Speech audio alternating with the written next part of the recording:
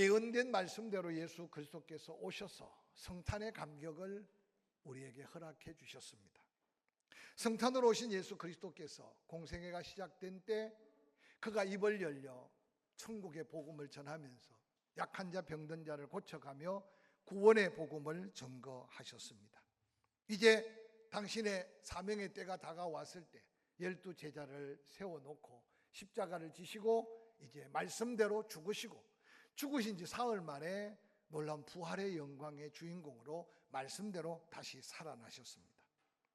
예수 그리스도의 부활을 목격했던 제자들은 성령에 사로잡혀 성령 충만함을 받아 땅끝까지 복음 전할 사명자로 거듭 세워져 가며 그들을 통해 예수 그리스도의 사역들을 기록한 말씀이 마태, 마가, 누가, 요한복음이라고 한 사복음서를 남겨주셨습니다. 특별히 사복음서 가운데 요한복음을 기록한 사도 요한은 예수 그리스도께서 살아있을 동안 행했던 그 표적들, 기적들, 이적들을 다 기록할 수 없다고 말합니다. 그래서 요한복음 21장 25절에 그것을 다 기록하면 담아둘 수 있는 책이 부족하다. 그래서 그 중에 우리에게 꼭 은혜가 되고 또한 구원받아야 될 영혼들을 향해 귀한 말씀들을 기록했노라고 증거하고 있습니다.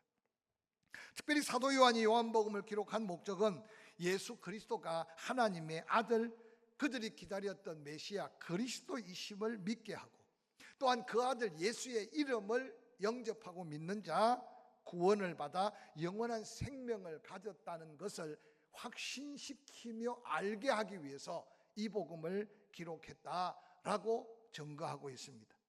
그래서 성경 전체의 기록 목적이지만 이 요한복음에는 예수님의 출생이나 어떤 육신적인 삶의 어떤 흔적들은 기록되어 있지 않고 처음 1절을 열자마자 하나님과 동등한 예수 그리스도를 증거하면서 그 예수 영접하면 구원을 받고 하나님이 보내신 그 예수 믿으면 영원한 생명을 얻는 이 놀라운 영적 특별한 믿음의 역사를 기록하고 있습니다. 특별히 오늘 함께 읽었던 본문 속에서는 부활하신 예수 그리스도를 만난 제자들의 모습을 소개하면서 그 가운데 의심 많은 도마라는 별명을 가졌던 도마의 기록을 통해 오늘을 사는 우리가 이 고난의 때를 극복하고 다시 오실 주님 앞에 설 때 우리의 믿음이 과연 나 자신뿐만 아니라 하나님 앞에 주변 세상 사람들 앞에 인정받을 만한 하나님의 사람으로서의 믿음을 어떻게 간직하고 그 믿음을 가지고 이 세상을 살아가야 할까? 도마의 어리석고 미련한 실패담을 통해 우리에게 경고하는 메시지를 통해서 이 한 주간 다시 한번 믿음을 돌아보고 새롭게 단장하는 저와 여러분이 될 수 있기를 주의 이름으로 간절히 축원합니다. 오늘 본문의 주인공 도마는 갈릴리 출신입니다. 요한복음 21장 2절에 보니까 그 도마의 이름을 소개하는데 시몬 베드로와 디도모라 하는 도마라고 기록합니다. 사도 요한은 이 도마의 이름을 두 가지로 설명하고 있지는 않는 듯합니다. 왜냐하면 여기 기록된 도마라는 이름은 당시 갈릴리 지역에서 아주 흔하게 사용되었던 아람어입니다. 그래서 시몬 베드로의 이름을 게바라고 부를 때도 예수님이 아주 어리석고 미련해도 알아들을 수 있는 그 아람어로 시몬 베드로의 이름을 게바라고 불러준 것과 마찬가지입니다. 그런데 디도모라는 이름은 당시에 헬라식 표기식 이름입니다. 그러니까 한 이름인데 아람어로는 도마고 또한 헬라어로는 디두모라는 이 이름을 가진 도마를 오늘 본문은 소개합니다. 그런데 이 디두모라는 이 도마 그 이름의 뜻은 쌍둥이라는 이름의 뜻을 가지고 있답니다. 그래서 그 이름 뜻 때문에 육신적으로 쌍둥이가 아닌가라고 추측하는데 뭐 그렇게 중요하지 않기 때문에 성경에 도마가 쌍둥이다라는 표현은 없습니다. 근데 도마를 깊이 연구한 많은 사람들이 볼 때 이 쌍둥이들만이 가지고 있는 좀 독특한 성품, 독특한 성격이 그의 도마의 어떤 삶에서 빼어나온 모습들을 성경은 기록하고 있다고 이야기들 합니다. 이 도마라는 이름은 사복음서에 12 제자의 이름이 나올 때 마태, 마가, 누가 복음에는 다 도마가 한 번도 빠짐없이 12 제자의 이름 속에 나옵니다. 그런데 마가, 누가, 마태복음에는 도마라는 이름만 나오지 도마에 대한 어떤 설명이 없습니다. 근데 놀랍게도 이 요한복음에는 도마에 대한 이야기가 다른 성경에 기록되지 않는 이야기로 등장하는데, 그 이야기 속에는 도마의 어떤 성품이나 도마의 어떤 인간됨이나 도마의 영적인 모습을 적나라하게 보여가면서 오늘 우리가 읽었던 마지막 부활하신 예수님 앞에 의심하다가 그 예수 앞에 신앙을 고백하며 많은 당시 사람들에게도 도전이 되었지만 오늘 우리들에게도 결론적인 이야기로 보고 믿는 자보다 보지 않고 믿는 자가 더 복이 있다고 말씀하시면서 복음이 온 세상에 펼쳐질 때 그 믿음의 놀라운 역사를 예수님이 직접 선포한 말씀의 주인공이 바로 그 도마였다는 사실입니다. 오늘 저는 이 요한복음의 사도 요한이 특별히 도마에 대해서 말씀한 말씀들을 한 절 한 절 살펴가면서 그 말씀이 우리에게 주는 다시 한번 새로운 도전의 말씀이 무언가를 느껴가면서 코로나19로 육신도 지치고 또 여러 가지 영적으로 힘이 든 이 시대에 우리의 믿음만큼은 변질되지 않고 더욱더 뜨거운 믿음으로 하나님의 기쁨이 되고 하나님의 뜻을 이루어가는 저와 여러분이 될 수 있기를 주의 이름으로 간절히 축원합니다.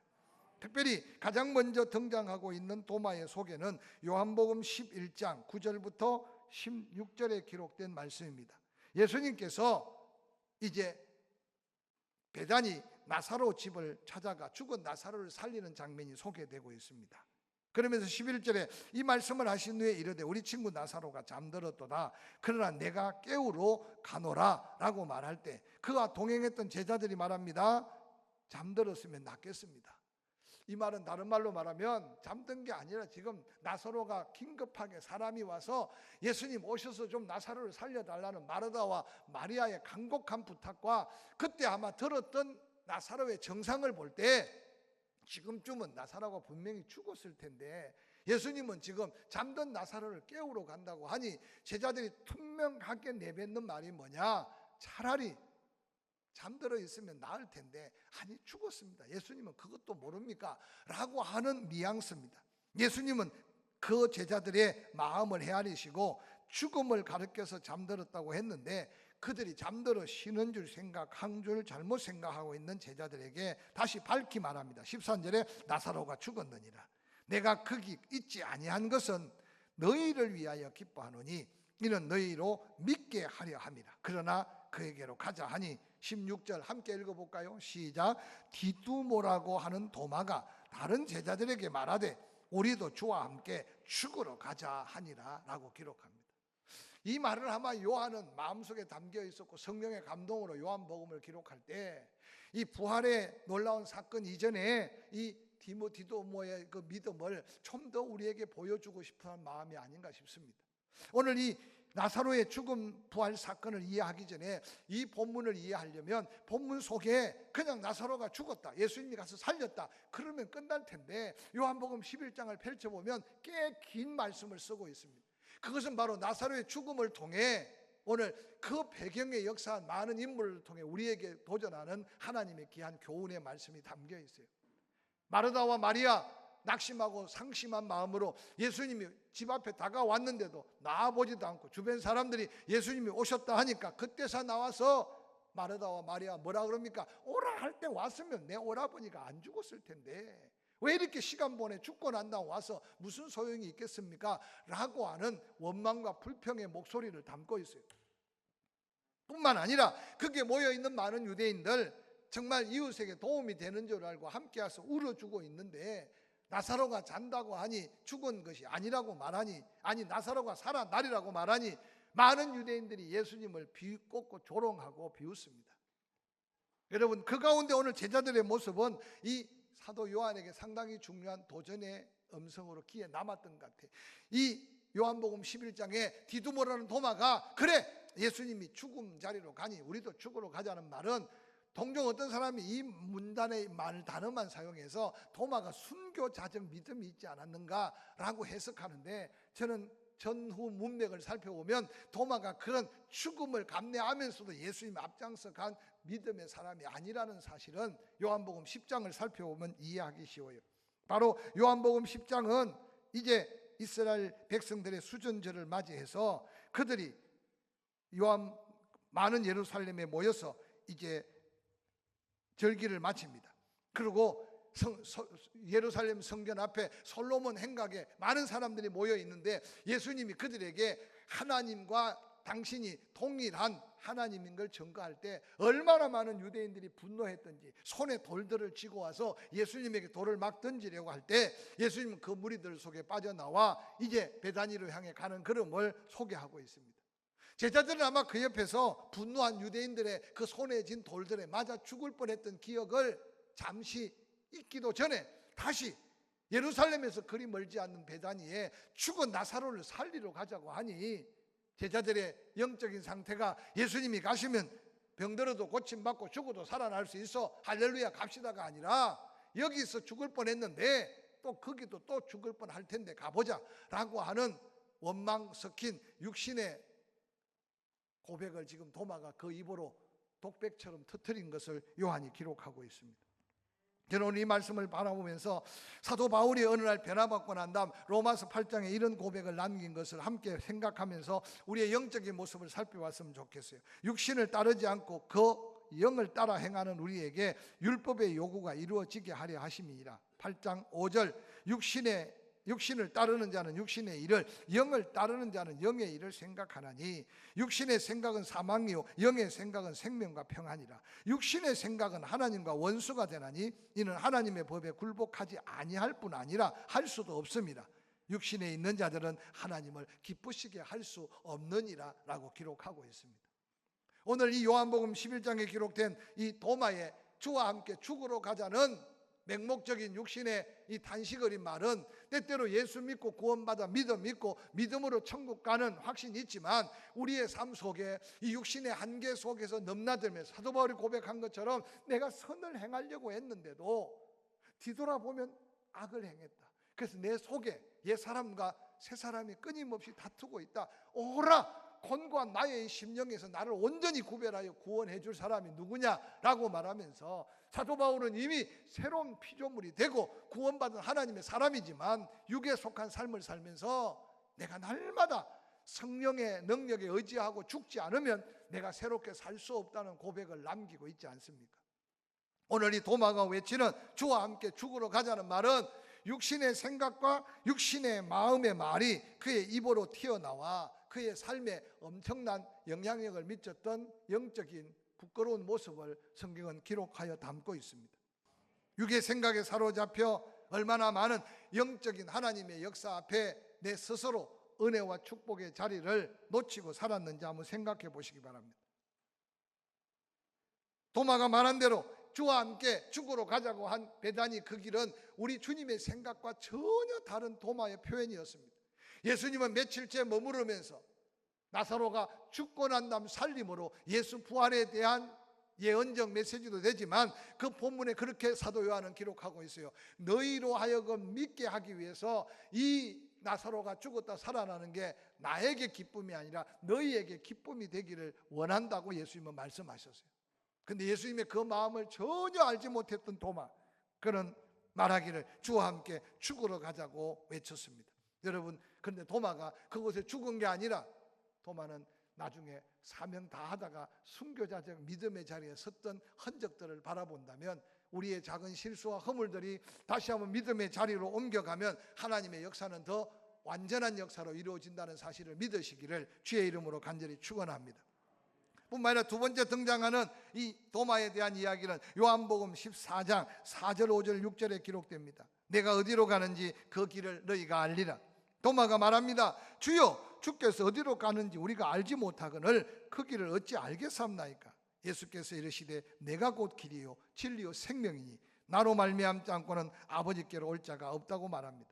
오늘 이 본문의 말씀이 기록된 것은 예수 그리스도께서 이제 고난의 때가 얼마 남지 않고 십자가에 달려 죽으시며 부활해야 될 주님의 마지막 사명의 때가 얼마 남지 않아서 다락방에 그 제자들을 모아놓고 다락방 강화라고 하는 아주 중요한 말씀들을 선포하고 있는 중입니다. 그래서 요한복음 13장부터 16장에 이 다락방 강화의 말씀을 하시는데 이 말씀 속에 너희가 다 나를 떠날 것이다 라고 말할 때 우리가 너무나지 않은 베드로가 그냥 당당하게 서서 말하기를 여기 있는 제자들이 다 주를 버리고 떠날지라도 나는 죽기까지 주님을 따를 겁니다 라고 호언장담했던 것도 이 다락방 강화 속에 예수님이 이제 곧 떠나고 십자가에 달려 죽으심에 대한 이야기를 할 때 베드로의 잘못된 고백의 모습이었습니다. 이런 마지막 다락방 강화를 듣던 때 제자들이 너무 마음이 두려워했습니다. 너무 마음에 염려가 가득했습니다. 그래서 예수님이 그 제자들을 위로했던 말씀이 요한복음 14장 말씀입니다. 은혜가 되는 말씀이에요. 우리가 너무 잘 알고 있는 말씀, 요한복음 14장 1절 이하에 이렇게 기록하고 있어요. 너희는 마음에 근심하지 말라. 하나님을 믿으니 또 나를 믿어라. 내 아버지 집에 거할 곳이 많다. 그렇지 않으면 너희에게 일렀으리라. 내가 너희를 위하여 거처를 예비하러 가느니 가서 너희를 위하여 거처를 예비하면 나 있는 곳에 너희도 있게 하리라. 내가 어디를 가는지 너희가 그 길을 안다. 예수님의 마음이에요. 나를 따라오면 된다. 십자가 붙들면 천국 그 길까지 간다. 할렐루야. 근데 도마가 대뜸 나서서 하는 말이 뭡니까? 주께서 어디로 가는지 우리가 알지 못하는데 그 길을 어떻게 알겠습니까? 여러분, 이 말씀 속에요, 도마의 영적 무지, 도마의 영적 감각이 얼마나 어두워져 있는가를 볼 수 있는 마음입니다.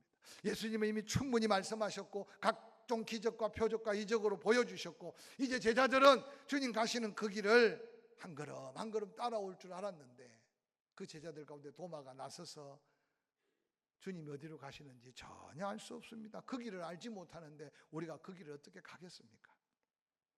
사랑하는 성도 여러분, 오늘 저는 이 도마 같은 어리석은 무지함으로 신앙생활을 계속하고 있는 성도들이 교회 안에 없다고 누가 자신만만하겠습니까? 오늘 이 세상을 살아가면서 끊임없이 우리에게 다가오는 세상 것에 민감한데 하나님의 마음, 하나님의 뜻, 하나님의 사명 앞에는 자꾸만 더 어두워져 가고 우둔해져 가서 어느 날 내가 하나님의 사명자로서의 삶이 아니라 세상에 믿지 않는 사람과 다를 바가 하나도 없는 그런 이름만 가진 그리스도인의 모습이 오늘 도마의 이 고백 속에서 발견할 수 있는 우리의 또 다른 모습임을 한번 생각해 가면서 하나님 앞에 우리가 바로 믿음의 고백과 믿음의 길을 찾아가야 할 줄로 확실히 믿습니다. 여러분, 하루를 살고 한 해를 보내고 아니 10년을 더 살고 아니 백수를 한들 남은 생에 가장 보람되고 가치 있는 일이 무엇이겠습니까? 그래서 이 사명이라는 말이 중요해요. 밥 먹는 걸 사명이라고 말하지 않아요. 공부하는 걸 사명이라고 말하지 않아요. 뭔가 내 목숨을 걸 만한 목적이 있는 인생의 비전, 사명이 얼마나 소중한 줄 몰라요. 요즘 보면 모두가 다 자기만을 위해서, 출세를 위해서 공부합니다. 돈을 모읍니다. 세상 명예를 가지려고 애를 씁니다. 그런데 하나님의 대학 한동대학은 우리가 잘 알다시피 배워서 남주라는 게 이제 천국 간 김영길 총장님의 중요한 교육의 이념이었어요. 뭐 그 교육대로 다 공부하는 학생은 아니겠지만 제가 이제 한동대 가까이 있고 목회자 자녀들이나 선교사 자녀들이 입학하기 전에 종종 저를 찾아와서 추천서도 쓰고 또 입학할 때 면접하는 그런 노하우를 묻습니다. 한동대 여러 가지 장점 중에 하나가 바로 배워서 남주라는 거예요. 배워서 남주라. 여러분, 이 하나님의 마음, 기독교 정신이 아니고서는 배워서 남주는 게 아니라 배워서 나를 위해서 나의 영광과 나의 부귀와 나의 명예를 위해 쓰는 게 세상인데 세상과 역행하는 배워서 남주라는 거예요. 모두가 다 그렇게 살 수는 없을 겁니다. 마지막으로 오늘 읽었던 본문 속에 요한복음 20장 예수님이 부활하셨습니다. 안식 후 첫날 부활하신 예수님이 예루살렘에 두려워 문을 꽁꽁 걸어잠그고 있는 제자들에게 나타났습니다. 너희에게 평강이 있으라. 제자들이 주를 보고 기뻐합니다. 제자들에게 사명을 줍니다. 하나님이 나를 보낸 것처럼 나도 너희를 보낸다. 이제 누구든지 너희가 사하면 사함을 받을 거고 너희가 사하지 않으면 사함을 받지 못할 거다. 엄청난 사명을 부여받았습니다. 그리고 예수님은 떠났습니다. 그런데 그 자리에 어디 갔다 왔든지 부활하신 주님을 만난 제자들의 그 자리에 도마가 빠져 있었습니다. 도마가 뒤늦게 와보니까 제자들이 달라 있어요. 얼굴 표정도 달라 있어요. 입에 말도 달라 있어요. 그리고 그들이 말합니다. 부활하신 예수를 만났다고. 근데 도마가 서울 가본 사람하고 안 가본 사람하고 옛날에 싸우면 목소리 큰 안 가본 사람이 이긴다잖아요. 저는 이 말씀을 묵상하다가 도마의 모습이 눈에 훤히 그려졌어요. 성령 충만하고 주의 평강으로 넘치고 부활한 주님을 만나 사명까지 가던 제자들이 이제 그 사명의 감격 속에 있는데 도마가 바라보니까 이거는 제정신이 아니거든요. 그럼 도마가 뭐라고 소리치렀겠어요? 정말 부활하신 예수 맞냐? 맞다는 거예요. 그러면 너희들 중에 그 손에 못자국에 손가락 넣어봤냐? 허리에 장자국에 손가락으로 확인해 봤냐? 여러분, 도마가 큰 소리치는 그 순간 그렇게 감격스럽고 뜨거웠던 제자들이 갑자기 싸늘해졌던 것 같아요. 그리고 도마가 뭐라고 큰 소리칩니까? 어떻게 정신이 잘 못 차? 정신이라도 차려야지. 헛걸 보고 이 난리냐? 나는 그 못자국에 손가락을 넣어보고 나는 그의 허리에 장자국에 손가락을 넣어보지 않고는 믿지 않겠다. 여러분, 그 현장에서 도마가 가장 지혜롭고 도마가 가장 똑똑하고 도마의 믿음이 가장 상식적이고 정상적인 믿음으로 생각될 수 있었을 겁니다. 8해 지났으면 내일이 이제 8회째가 됩니다. 부활절 기념을 지면 그 8해가 되었을 때 그 8해가 되기까지 지난 며칠 동안 도마가 얼마나 흥분하고 큰소리치고 은혜 받고 성령 받던 제자들 소방서 역할로 불을 끄고 그들을 얼마나 다잡았겠어요. 다 함께 모였을 때 우리 예수님이 나타나셨어요. 도마야 일로 와라. 도마야 일로 와라. 너 보고 손가락 넣어봐야 믿겠다 그랬냐? 자, 너를 위해 못 박힌 손에 못자국이다. 봐라. 손가락을 넣어봐라. 우리 주님 허리에 옷을 걷어 올리고 허리에 장자국을 보여주시면서 네 손가락으로 집어넣어봐라. 도마가 그때 주님 앞에 무릎을 꿇고 주님 맞네요. 주님은 나의 하나님이십니다 라고 고백합니다. 저는 이 고백 속에요, 도마가 그 고백이 나올 때까지 주님은 얼마나 오랜 시간 기다렸으며 그 고백으로 주님의 제자의 삶을 살게 하기 위해 주님은 얼마나 많은 사랑으로 도마를 기다렸는가 생각하면서 우리가 부활줄 찬양 한 곡 부르고 부활에 대한 설교 한 번 듣고 예수 부활 내 부활 외친다고 우리가 부활의 신앙으로 하나님 앞에 온전히 설 수 없는 것을 다시 깨달을진데, 육신의 입의 말로 우리 주님 마음을 아프게 했던 도마, 영적 무지함으로 주님의 마음과 하나님의 뜻을 거스렸던 도마, 뿐만 아니라 부활한 그 자리에 은혜 입은 제자들까지 그가 의심했던 그 믿음으로 예수 부활을 도리어 그가 부인했던 도마.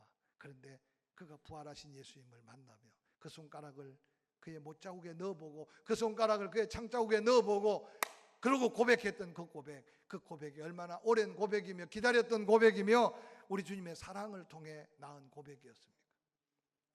저는 부활절을 한 주간 보내고 삭막한 세상 속에서 또 코로나와 싸워야 하며 주변 세상과 싸워야 하며 경제적인 난국을 함께 헤쳐가면서 이 믿음의 고백만이라도 우리 입술에 확실한 고백으로 고백하고 믿음 안에서 하나님의 은혜를 구하는 저와 여러분이 될 수 있기를 주의 이름으로 간절히 축원합니다. 모인 제자들 앞에 도마 앞에 예수님 말씀하셨어요. 그 말씀을 요한을 통해 기록하여 우리에게도 듣게 하고 우리에게도 선포한 말씀이에요. 보고 믿는 자보다 보지 않고 믿는 자가 더 복이 있다라고 말씀하시면 우리가 그 복을 받아 구원받은 하나님의 백성이 되고 하나님의 사명이 있는 민족의 한 믿음의 사람임을 다시 한번 기억하는 저와 여러분이 될 수 있기를 주의 이름으로 간절히 축원합니다. 이 한 주간에 하나님 앞에 가장 먼저 고백할 수 있는 고백이 무엇일까요? 오늘 도마가 더디 고백한 것 같지만 나의 주님이십니다, 나의 하나님이십니다, 이 고백 하나만으로 그동안 도마의 육신적인 말, 믿음이 없어서 영적 어리석음으로 내뱉은 실수 뿐만 아니라 의심하며 제자들의 믿음을 흔들어 놓았던 도마의 허물과 실수는 다 덮어가고 하나님 앞에 귀한 사명자로 하나님 앞에 쓰임받았던 도마의 모습을 한번 살펴보시길 바랍니다. 믿음의 구전들을 통해 도마는 부정적인 사고, 영적 무지, 그리고 믿음을 송두리째 앗아갈 만한 의심을 뿌리 뽑는 그 순간 이 고백의 자리에서부터 믿음은 도마를 새로운 사로 바꾸어 놓았습니다. 그래서 멀리 인도까지 가서 도마가 순교하면서 마지막 그의 믿음을 지켰던 도마의 이야기는 후손들에게 후세대에 얼마나 많은 도전의 메시지가 되는지 모릅니다. 이 한 주간 하루하루를 살아가면서 하루하루 그런 믿음의 고백, 하루하루 삶의 자리에 하나님의 놀라운 은혜의 증거가 있는 그런 산 믿음으로 하나님 앞에 우리의 믿음을 드러내는 한 주간 되기를 주의 이름으로 간절히 축원합니다. 축원합니다.